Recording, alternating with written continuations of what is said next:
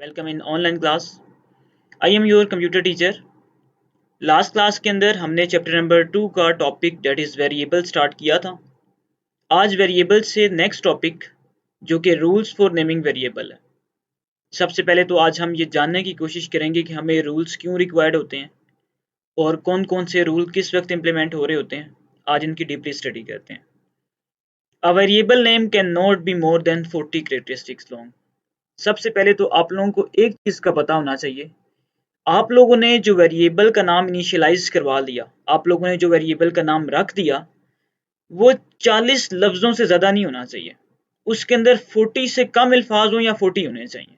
इससे ज़्यादा अगर होगा तो वेरिएबल्स आपको अलाउ नहीं करेंगे। किसी भी लैंग्वेज के ये रूल्स होते हैं, उसको वो अलाउ नहीं करते। And the next point, the name of variable may contain alphabets both lower case and upper case, number and decimal points. यहाँ पे आपको एक चीज़ मैं ये बता दूं, ये जो both lower case and upper case, lower case का मतलब ये होता है ये केस सेंसिटिव लैंग्वेज होती है। प्रोग्रामिंग जितनी भी लैंग्वेजेस हैं हमारे पास, मोस्ट ऑफ द लैंग्वेजेस में से ऐसी होती हैं जो कि केस सेंसिटिव होती हैं। अब ये केस सेंसिटिव मेरे पास क्या होती है, अगर आपने कोई अल्फ़ाबेट स्मॉलर केसेस में लिखा है, जैसे मैं स्मॉल लेटर्स में लिख देता हूँ, INT में लिख देता हूँ, मैं जैसे वेरिएबल लिख देता हूँ, ये पूरा का पूरा अगर स्मॉल है तो मैं इसको ओवरऑल द प्रोग्राम इसको मैं स्मॉल केस में ही यूज़ करूँगा। इसका मतलब ये है कि इसको मैं लोअर केस में ही यूज़ करूँगा।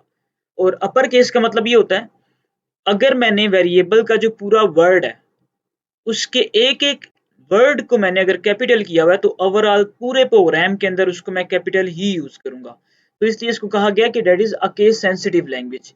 जिस तरह का आप एक जगह नाम इस्तेमाल कर रहे हैं, एक वर्ड इस्तेमाल कर रहे हैं, आप बाउंड हो चुके हैं कि पूरे के पूरे प्रोग्राम में आपने उस नाम को उसी ओरिएंटेशन में और उसी सीक्वेंस के साथ लिखना है। The next point, the first character in name of variable must be an alphabet. और वेरिएबल का जो नाम होता है उसमें जो पहला कैरेक्टरिस्टिक्स आपके पास आ रहा होता है वो मस्ट बी अल्फाबेट होना चाहिए। अल्फाबेट के अलावा कोई वर्ड ना हो।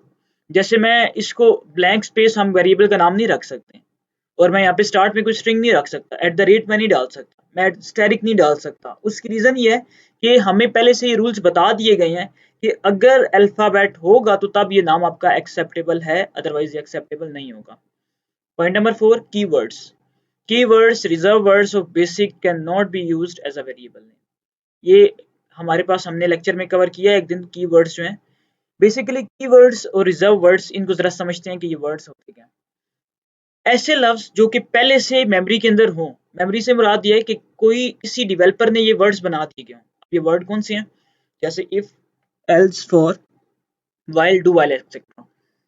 इसको अगर मैं शॉर्ट फॉर्म में अगर डिस्क्राइब करूं तो ऐसे वर्ड्स जो पहले से किसी प्रोग्रामिंग लैंग्वेज की लाइब्रेरी में एग्जिस्ट करते हों, तो हम उन वर्ड्स को एज अ वेरिएबल इस्तेमाल नहीं कर सकते।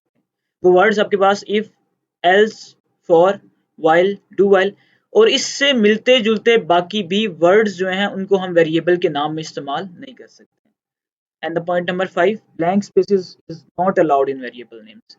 अगर मैंने वेरिएबल को कोई नाम रख दिया, जैसे मैं कहता हूँ नेमिंग वेरिएबल्स। अब जो मैंने नेमिंग वेरिएबल, इसका जो मैंने नाम रख दिया, लेट से मैं यही नाम रख देता हूँ नेमिंग वेरिएबल।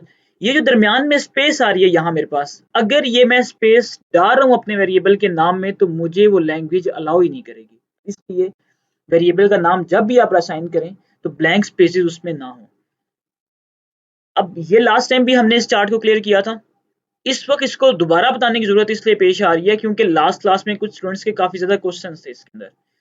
अब वेरिएबल का जो नाम हमारे पास आ रहा है, आपने एक चीज ये क्लियर कर दी है, name of a variable that is A, the second variable that is B. Variable हमेशा उसका कोई ना कोई एड्रेस होता है वेरिएबल का मेमोरी के अंदर। एड्रेस के ऊपर क्या पड़ा होता है, कोई ना कोई कंटेंट पड़ा होता है। अब ये कंटेंट कहाँ से आता है मेरे पास, ये कंटेंट आप किसी भी वेरिएबल के थ्रू इसको थ्रो करवा सकते हैं, उसको असाइन करवा सकते हैं। हम इसको या रैंडमली भी हम उसको असाइन कर सकते हैं। अब इसके लिए ये जरूरी नहीं है कि आपके पास 1008 आ रहा होगा। बेसिकली अगर इसको मैं समझाने की कोशिश आप लोगों को डीपली वे से करूं तो ये कुछ यूं बनती है, एक पास जो एड्रेस है वो 0002 है और इसके अंदर बेसिकली बी की वैल्यू स्टोर हुई है। अब बी की वैल्यू कैसे स्टोर हुई है, यहाँ पे तो हमारे पास जो लिखा हुआ है 1008 लिखा हुआ है। बी की वैल्यू ऐसे स्टोर है कि 1008 वेरिएबल बी का नाम है। जो वेरिएबल बी के अंदर पड़ा होगा वो ए उसको होल्ड कर रहा है। और यहाँ पे हमने एड्रेसिंग के नोट्स पढ़े थे, और एड्रेसिंग और लोकेशंस पड़ी हुई थी। इसलिए हमारे लिए ये ज़रूरी होता है कि हम वेरिएबल के जो पूरा का पूरा जो उसका एक एड्रेस होता है, उस एड्रेस को याद करने की बजाय जो वेरिएबल का नाम आ रहा होता है हम उसको याद कर लेते हैं, बिकॉज वो इजीली याद हो जाता है।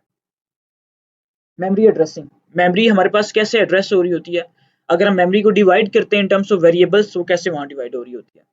तो मेमोरी का ये चार्ट मैंने बना के आप लोगों के सामने एक शेयर किया है।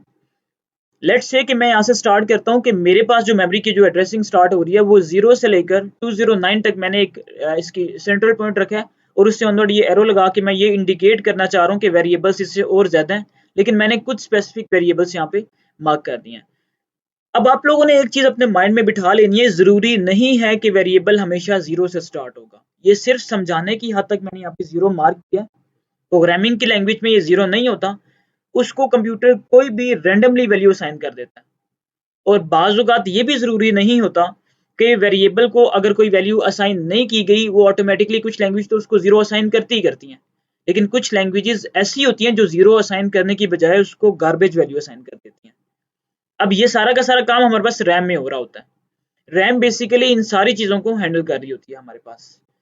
और नेक्स्ट डायग्राम जो अभी मैंने लास्ट स्लाइड में भी आप लोगों को इसके बारे में बताया, ये स्लाइड के ऊपर ये जो डायग्राम है ये मोस्ट इंपॉर्टेंट है प्रोग्रामिंग के हवाले से।